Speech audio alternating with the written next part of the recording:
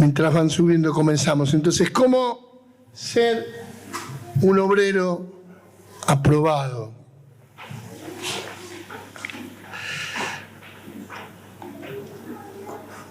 Timoteo era obispo de Éfeso. Aun siendo muy joven, es nombrado por Pablo como obispo para esa iglesia de Asia. Y es hermoso ver cómo Pablo realmente lo tenía como un hijo. Y estaba continuamente encima de su vida, dándole instrucciones. De rebote, esas instrucciones nos llegan a nosotros. Y también nos haría bien que en esta mañana veamos qué es lo que Pablo le dice a Timoteo. 2 Timoteo 2, procura con diligencia presentarte a Dios aprobado.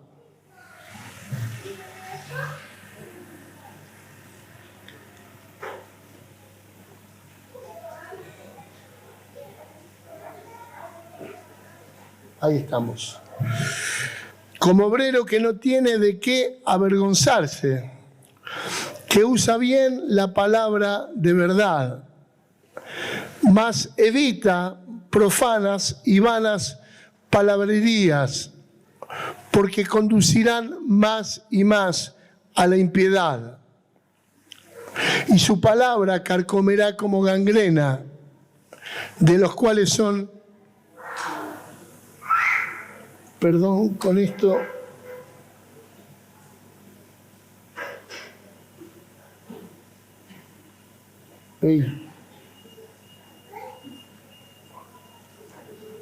de los cuales son Himeneo y Fileto, que se desviaron de la verdad, diciendo que la resurrección ya se efectuó y trastornan la fe de algunos.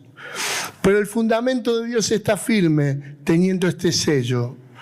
Conoce el Señor a los que son suyos y apártese de iniquidad todo aquel que invoca el nombre de Cristo. Pero en una casa grande no solamente hay utensilios de oro y de plata, sino también de madera y de barro, y unos son para usos honrosos y otros para usos viles.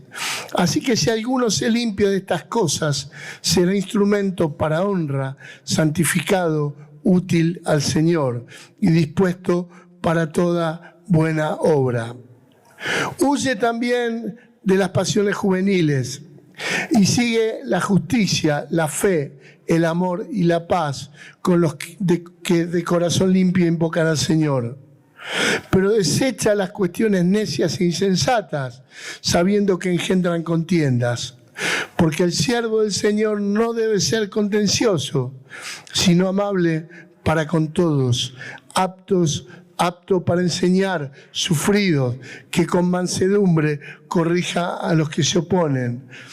Por si quizá Dios les concede que se arrepienten para conocer la verdad y escapen del lazo del diablo en el que están cautivos a voluntad de él.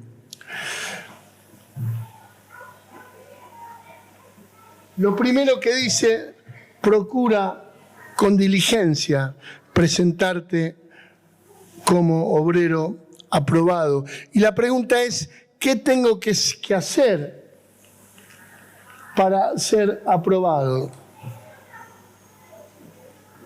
Y este texto nos lleva a algunas conclusiones.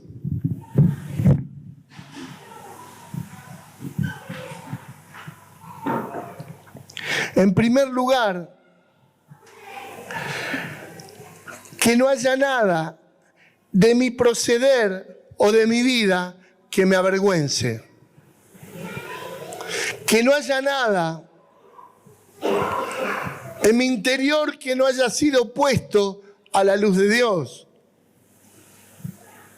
Necesitamos volver vez tras vez a la práctica de la confesión de nuestros pecados. Cuando yo no confieso, el diablo me hace su rehén. Apocalipsis lo define como el acusador de los hermanos. Y el diablo es extorsionador. Ahora, indefectiblemente, cuando yo confieso los pecados, Dios limpia mi corazón y pone en luz mi vida y quita la vergüenza. Hace un tiempo se bautizó un muchacho y nosotros le pedimos a los que se bautizan que hagan una lista de pecados para confesarlo antes de su bautismo. Y él, después de abrir su corazón, guardó su lista y no se dio cuenta que se iba a meter al agua y guardó la lista en el bolsillo de atrás. Y cuando salió del agua me dice: uy, mirá lo que tengo acá, la lista de pecados. Y cuando la abrió, no había nada escrito. Y fue tan impresionante el momento porque nos dimos cuenta de que el Señor estaba haciendo visible delante de nuestros ojos lo que pasa cuando yo confieso y abro mi corazón. La hoja de la lista de mi pecado queda en blanco. Porque dice la palabra que Él se olvida de nuestros pecados. No necesitamos vivir con vergüenza. Vivir con vergüenza nos detiene, no nos permite ser obreros tal cual deberíamos serlo. Vivir con vergüenza nos detiene en nuestra carrera, a menos que nos convirtamos en un hipócrita de tal calaña que aún hasta enseñemos, teniendo en nuestra vida pecado grave, como lo hemos visto. Miren, el diablo es astuto y quiere atacar en general a la cabeza de la iglesia, a las cabezas de la iglesia, aquellos que conducen. Por eso los que presidimos esta comunidad tenemos mucho cuidado con nuestra vida. Si nos paramos para enseñar, es porque a pesar de que tenemos errores y nos equivocamos, no hay pecado grave en nosotros que nos avergüence, por misericordia de Dios. No hay nada, porque sabemos el valor de presentarnos como obreros aprobados delante de la grey. Lo segundo que dice: conozco y uso bien la palabra, no me extravío. La importancia que tiene ese encuentro que yo tengo con la palabra de Dios. Eugene Peterson, que es un hombre que escribió una Biblia que se llama El Mensaje, lamentablemente está solo en inglés, pero es un hombre de Dios que falleció ya hace 2 años. Él decía que la lectura de la palabra es una dulce conversación con Dios. Y la verdad que es así. La palabra nos ministra. Yo busco en la palabra lo que Jesús me enseñó, que la palabra me limpia. Jesús les dijo: ustedes están limpios por la palabra que yo les he dado. La palabra me santifica. No busco erudición. Porque cuando yo busco erudición, busco simplemente estar muy bien formado intelectualmente, corro el riesgo de que esta palabra mal suministrada a mi vida me termine extraviando, me termine guiando por un camino errado. Por eso yo a veces les aconsejo a los hermanos, no miren ni escuchen todo lo que sale de internet. En internet hay cosas buenas y hay cosas que son espantosas.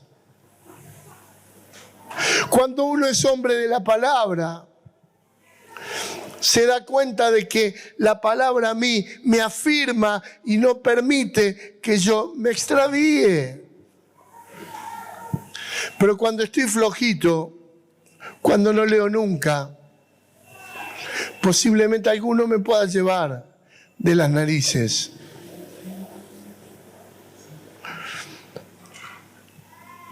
No debemos forzar ningún texto bíblico. John Stott, un teólogo ya con el Señor, un día me decía, la Biblia es un libro sencillo para gente sencilla. Y alguno de ustedes me puede decir, pero el Apocalipsis, sí, está bien. Tiene algunas cosas que necesitan interpretación, pero todo lo que es doctrina, todo lo que es enseñanza para tu vida es de una claridad meridiana. Nadie puede decir que no entiende cuando el Señor dice, el que mira a una mujer para codiciarla, ya adultera con ella en su corazón. ¿Pero qué querrá decir esto? ¿Cómo será esa mirada? Tiene que estar 2, 3 minutos mirando, antes no es pecado. ¿Cómo será? No, sencillo. Si tu ojo codicia otra mujer que no sea la tuya, estás pecando.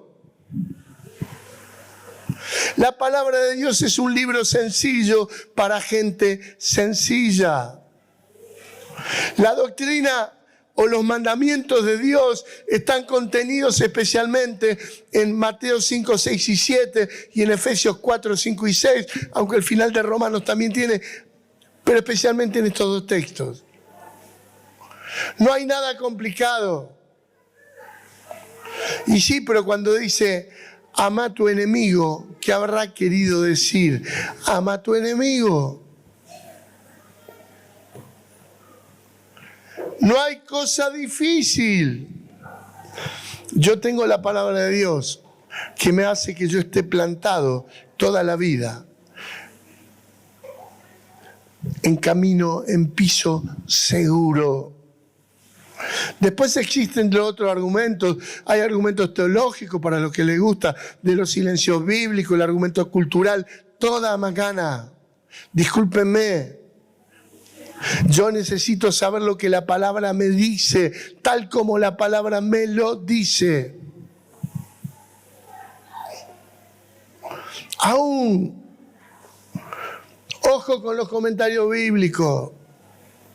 Recurrí a un comentario bíblico después de leer 20, 30 veces el texto. ¿Sabes por qué? Porque la palabra me ministra.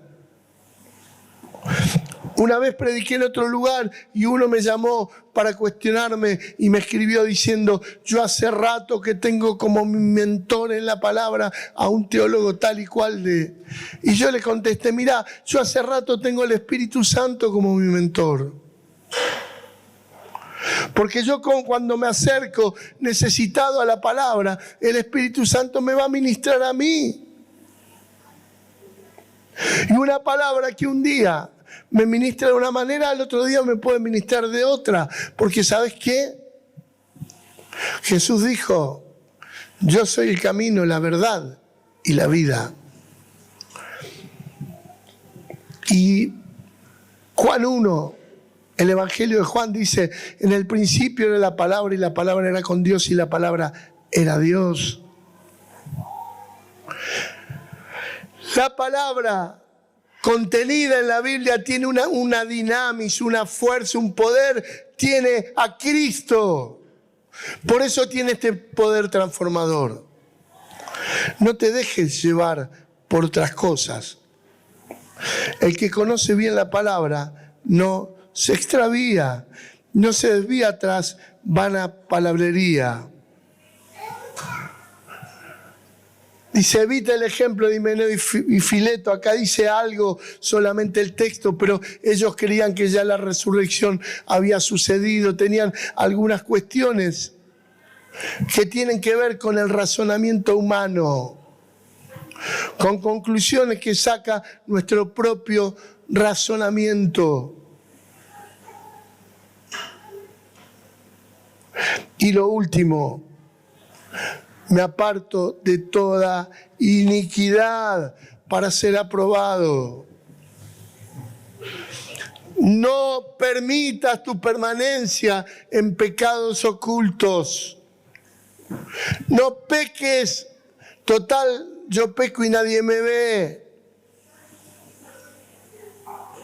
Esta iniquidad que pueda haber en tu corazón, en definitiva te va a quitar de esta, entre comillas, categoría tan hermosa de obrero aprobado. Ahora, tu iniquidad no te descalifica, lo que te descalifica, tu falta de valentía para enfrentarla como se debe y terminar venciéndola. Porque en Dios tenemos herramientas. No alcanza con que vengas a la iglesia, con que tengas comunión, ni siquiera con que te disipules, si no sos capaz de enfrentarte con tu propia iniquidad y vencerla a través de la obra del Espíritu Santo. Porque si no tuviéramos herramientas, si sería imposible, Dios no tendría por qué reclamarnos nada. Pero Dios nos reclama porque nos dio todo. Nos dio el poder para vencer nuestras propias iniquidades. Nos dio a través del Espíritu Santo el dominio propio para que yo realmente pueda experimentar este cambio interior. Por supuesto, si yo quiero cambiar exclusivamente en base a mi fuerza de voluntad, no lo voy a poder hacer, lo hemos dicho. No soy capaz. Necesito apartarme de toda iniquidad. Porque si no sabes lo que pasa, me termino acostumbrando. Mi conciencia se cauteriza. Ya no me molesta más lo mal que hago. Hermanos, esto no va para aquellos que tienen una lucha interior y confiesan sus pecados y están buscando ayuda. No digo para eso, digo aquellos que ya practican el pecado como si fuera nada y lo esconden. ¿Cuántos quieren ser obreros aprobados por Dios? ¿Cuántos quieren ser?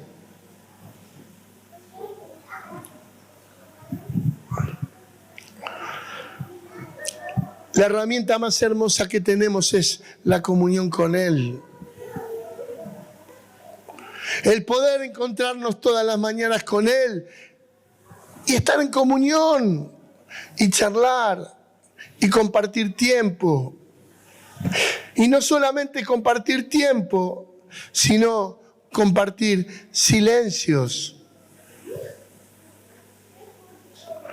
¿Cuánto nos cuestan los silencios?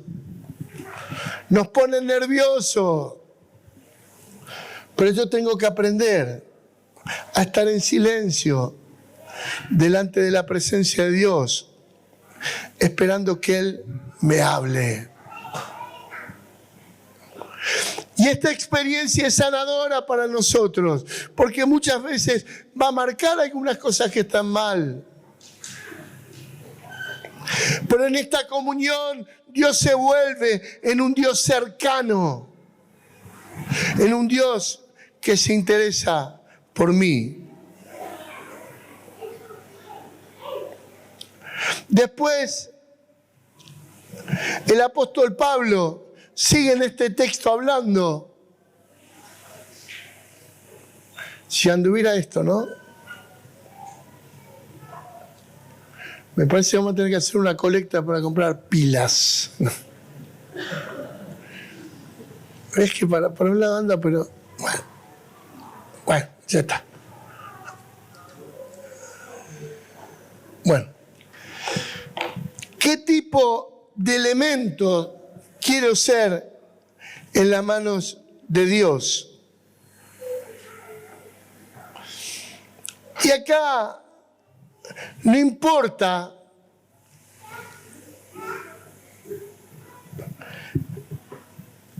de qué estoy hecho, no importa de dónde provengo, ni culturalmente, ni humanamente. No importa tu pasado, porque tu pasado ha sido redimido por la sangre. Pero según cómo esté tu vida, podés ser una herramienta para uso vil o para uso de honra.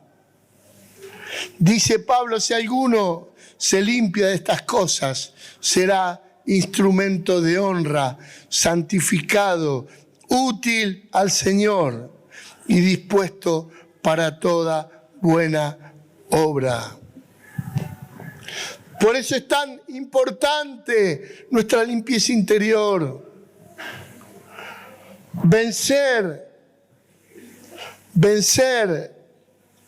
aquellas tendencias pecaminosas, aquellas cosas que nos afectan. Hemos dicho muchas veces, la tentación es una asociación entre una tendencia interior que yo tengo hacia cierto tipo de pecado y una sugerencia diabólica.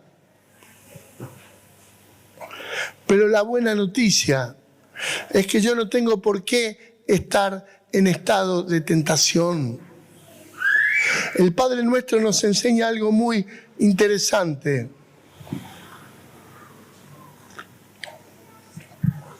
Jesús dice, no nos dejes caer en tentación. No dice, no nos dejes caer en el pecado. Yo no tengo por qué ser tentado. Hay dos maneras de caminar la vida cristiana: al borde de la cornisa o muy lejos del precipicio. Si yo sé que algo me hace mal, no voy a estar coqueteando con eso.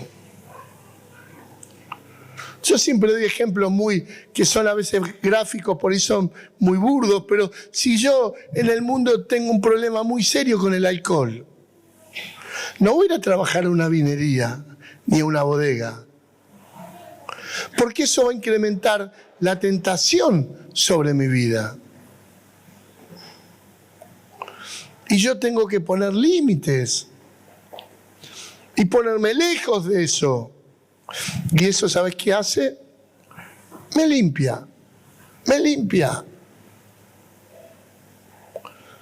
Yo tengo que tener sumo cuidado en mi vida de no exponerme o no exponer mis propias debilidades. Hay debilidades que no sé si alguna vez van a desaparecer. Pero si yo la mantengo lejos, Marcelito, discúlpame que te use de ejemplo. Mirá, si yo lo tengo a Marcelo a 100 metros, y él fuera mi enemigo, yo me río, salgo corriendo para el otro lado y anda a agarrarme. Ahora, si yo lo tengo cerca, vieron cómo es Marcelo, buenísimo, pero es grandote, y lo tengo acá, ¿cómo me escapo? Ahora, eso lo dice un libro que se llama La imitación de Cristo. Es más fácil caer cuando más frecuentemente dejas la tentación anidarse en tu corazón. Y esto es así. Pero todos van, yo no voy a ir porque yo no voy a pecar, yo quiero estar limpio. Pero quedo como un tonto con mis amigos, no me importa. Delante de Dios voy a ser una herramienta, un elemento de honra, porque no va a haber suciedad en mi vida. Después dice otra cosa: huye de las pasiones juveniles.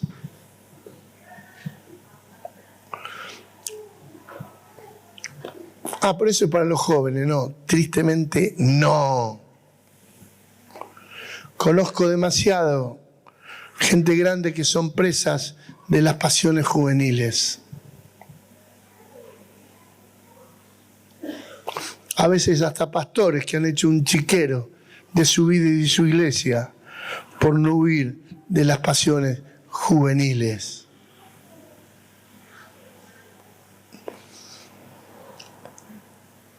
La sexualidad requiere de nosotros un cuidado enorme para ser santos.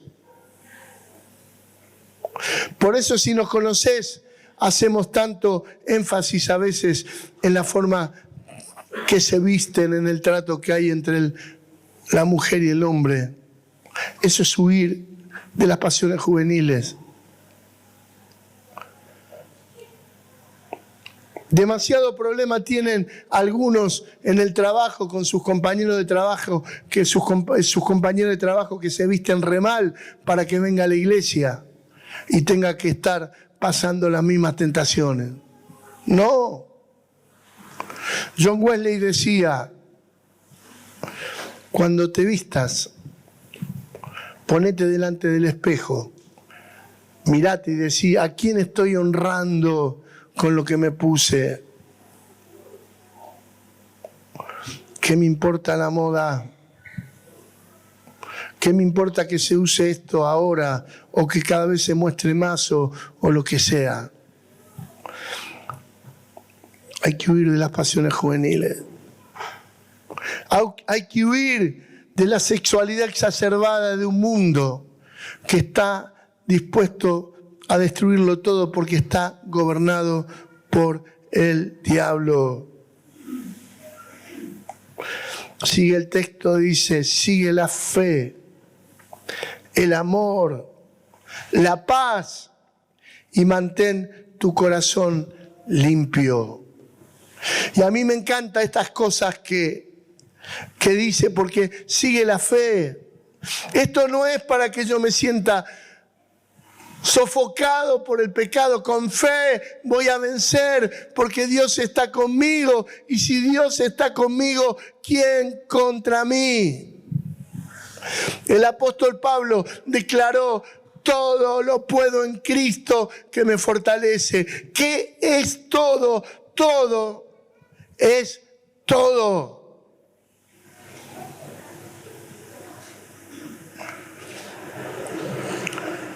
Un amigo mío hace muchos años hizo un coro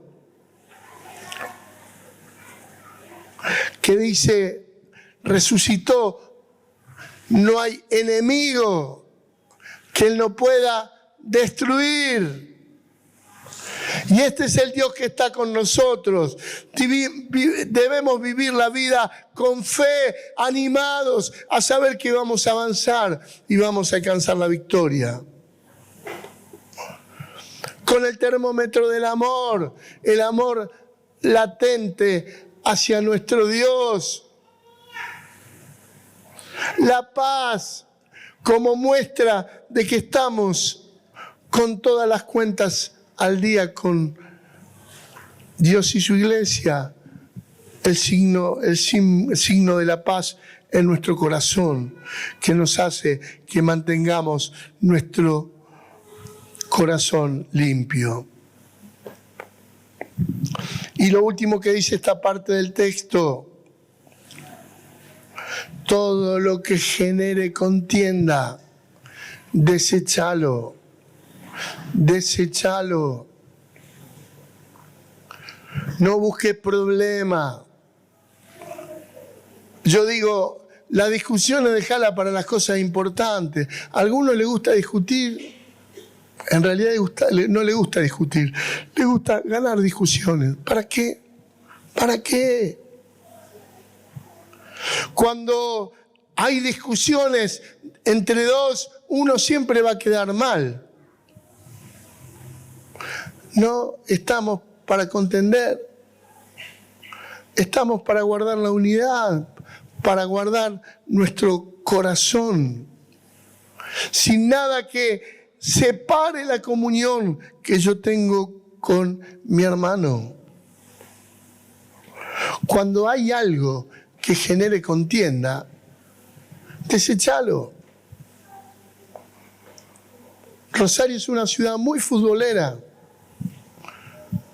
Y entre nosotros, algunos, yo tengo amigos de Central, hermanos, que me hagan una broma. A mí no me molesta. Pero a veces a algunos sí le molesta.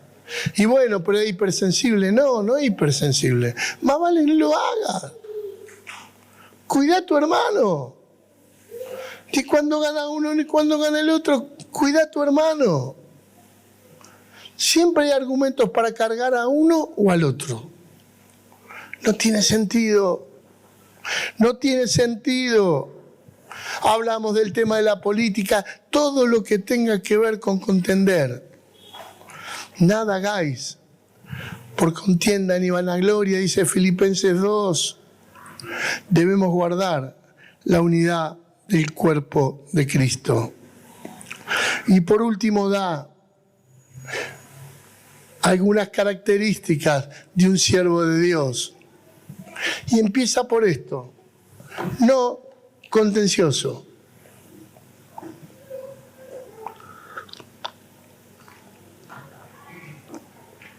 ¿Sabes que cuando yo me convertí, siempre surgía una nueva manera de predicar el Evangelio?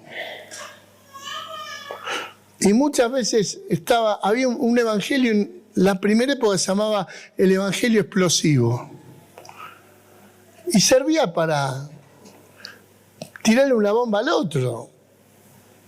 No se convertía nadie. ¿Qué se va a convertir si se quedaban con la vena acá, enojadísimo? Porque venía alguien a discutirle.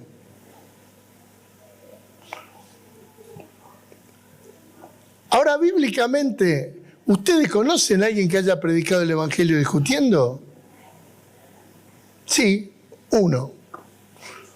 Y los apóstoles lo agarraron y le dijeron: Pablito, ¿por qué no te un rato a Tarso? Le habían armado un lío bárbaro. Recién convertido, estaba en Jerusalén y discutía con todo el mundo. Y los apóstoles le dicen: Pablo, anda a descansar un rato a Tarso, tu familia te necesita. Y si no lo busca a Bernabé, cuando se va a Antioquía no teníamos a Pablo hoy. No estamos para pelearnos. No estamos para contender unos con otros. Debemos ser hombres y mujeres de paz. ¿Y esto qué quiere decir? ¿Que me calle? No. Hay formas de decir las cosas peleándonos y hay formas de decirlas como para que bendigan. Una es lo que habla este texto: sé amable. Sé una persona agradable con el otro. No estés todo el día enojado con cara de perro. Nadie se te va a querer convertir, nadie va a querer ser como vos, ¿eh? Sé amable. El Evangelio debe ser comunicado con gracia, con misericordia. Les digo, total, ya casi no hay más de ese libro, pero yo escribí hace muchos años un libro que se llama Misericordia y Verdad. Y la verdad que a mí me impactó mucho personalmente esto, ver en la vida de Jesús que el elemento de comunicación de la verdad era la misericordia. Una profunda compasión y amor por los que estaban delante de él. Sé amable. También dice que debemos ser capaces de enseñar. Ser buenos maestros. ¿Qué tengo que hacer para ser un buen maestro? ¿Qué les parece?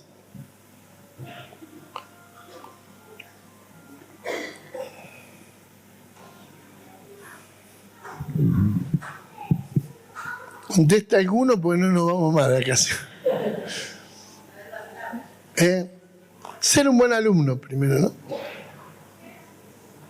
Como dice Analía, leer la palabra, pero digo, ser un buen alumno, ser un buen aprendiz. Esto nos va a capacitar. Si yo aprendo bien, no solamente en contenido, sino en forma, yo también voy a tener esa capacidad de enseñar a otros. Dice también, sé sufrido. Mirá, el otro día, no me acuerdo,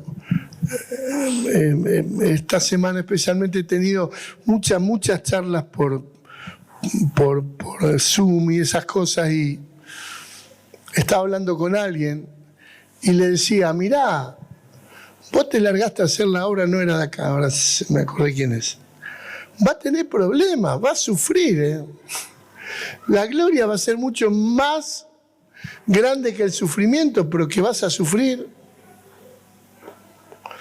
Y la cosa se te va a complicar. Y el obrero, el siervo de Dios, tiene que aprender a sufrir. Primero porque a nadie le es simpático convivir con el dolor ajeno. El mundo hace todo lo contrario. Trata de ocultar el dolor.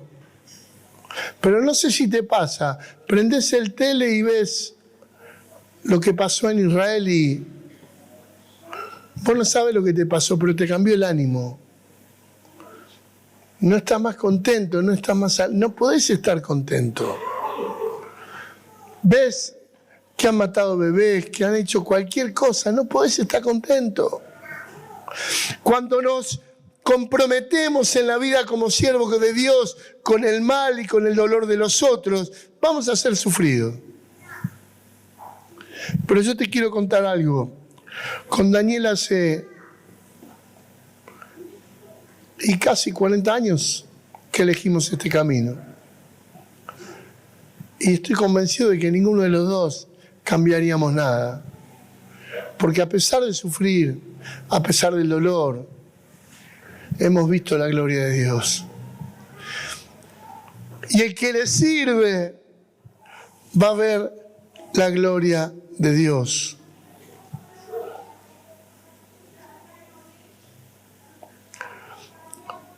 Sé manso.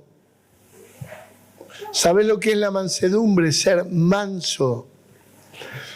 Es tener todas nuestras pasiones bajo gobierno. Una persona mansa no es insensible.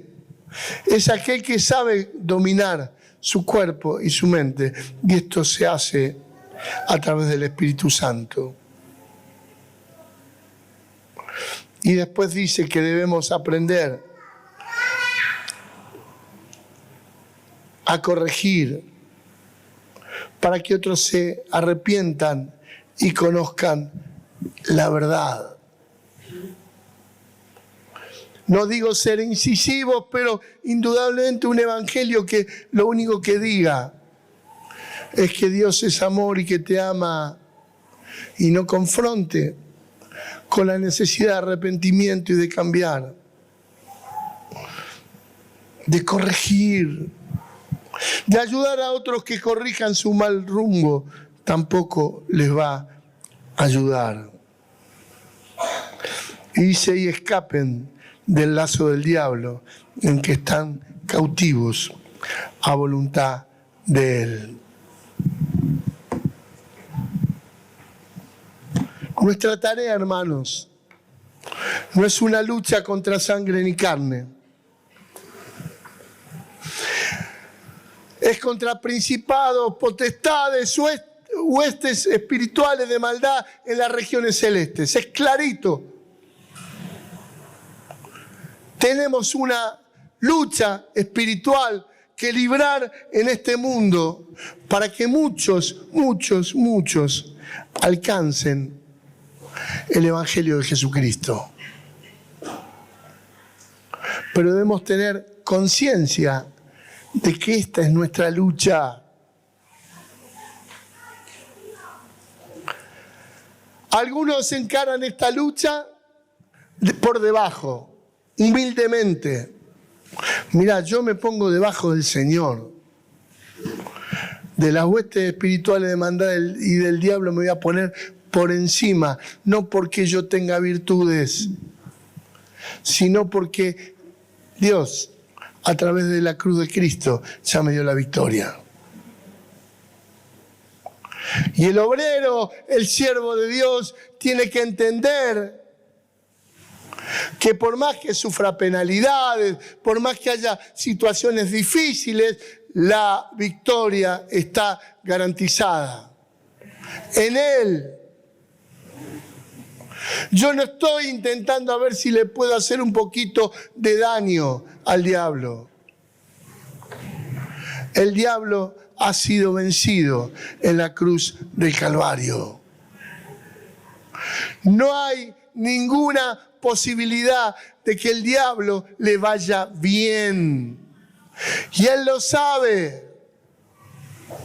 Por eso tan claramente lo hemos dicho, pero Santiago dice, someteos pues a Dios, resistid al diablo y él huirá de vosotros. Porque sabe que no tiene chance contra un siervo que tenga todas estas virtudes, humillado bajo la voluntad de Dios, viviendo la vida cristiana. Yo no quiero que te sientas acusado por lo que hemos hablado. Quiero que te sientas animado. Porque Dios quiere darte la victoria.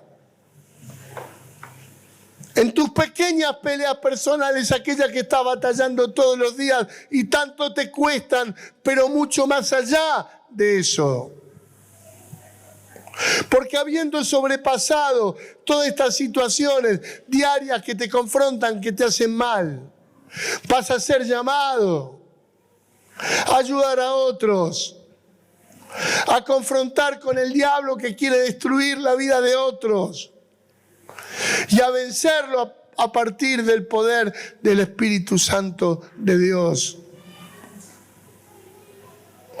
No me acuerdo si con Guille, con quién hablamos, no me acuerdo antes, que hoy por hoy muchos están diciendo estos son los tiempos finales, no sé si con Elio, quizás. Y la verdad que más cerca de los tiempos finales estamos. Pero algunos cuando hablan de los tiempos finales se asustan. Y la verdad que yo no me tengo que asustar. Primero, ni sé cuándo va a ser, pero segundo, mientras la hora más se acerque, el poder de Dios más grande se va a hacer. Dios no va a venir a buscar una iglesia derrotada, una iglesia disminuida, dispersa. Dios va a venir a buscar una iglesia sin cosa Sin mancha, sin arrugas, sin cosa semejante. Pero antes, ¿qué dice? Una iglesia ¿cómo? Gloriosa. ¿Qué gloria tiene un puñadito de gente? ¿Qué gloria tiene un montón de gente que llega como esas películas que lo estuvieron matando y salieron 15 y llega uno todo lastimado? ¿Qué gloria hay en eso? Ninguna. Pero el final de este mundo va a ser con una iglesia gloriosa, sin mancha, ni arruga, ni cosa semejante. Y yo quiero ser parte de ella. Ponete de pie, por favor.